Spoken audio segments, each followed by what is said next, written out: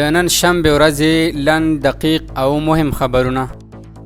افغانستان کې له وروستیو زلزله ځپلو سره د متحده عربي اماراتو د مرستو 18.5 ټنه جوپه چې خوراکي توکي، البسه او درمل پکې شامل دي 13 ورځ کابل ته را رسېدلې او اقتصادي معاونیت ته سپارل شوې ده.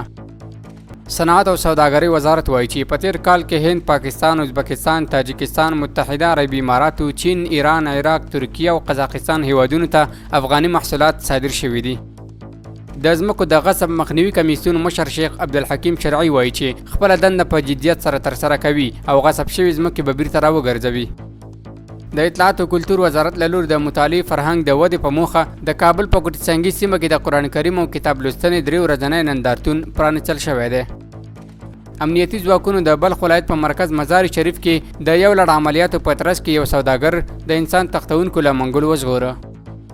د افغاني سرې میاشتې له لوري نن کابل کې د سوري زړه د درملنې یو روغتون ته د سوري زړه په ناروغۍ اخته 15 ماشومان ور وپېژندل شول. تېرو 8 میاشتو کې د سرې میاشتې له لوري بېلابېلو روغتونونو ته 812 ماشومان ور پېژندل شوي. د یادو ناروغانو د درملنې لګښت د سرې میاشتې پر غاړه دی. تېره اونۍ کې د افغانستان د اوسپنې پټلۍ له لارې 125,104 میټریک ټنه انتقالات شوي دي. د خوړو او درملو ملي ادارې ویان وایي اوس مهال شاوخوا 15 قلمه درمل په هیواد کې د افغاني کمپنیو له لوري تولیدېږي.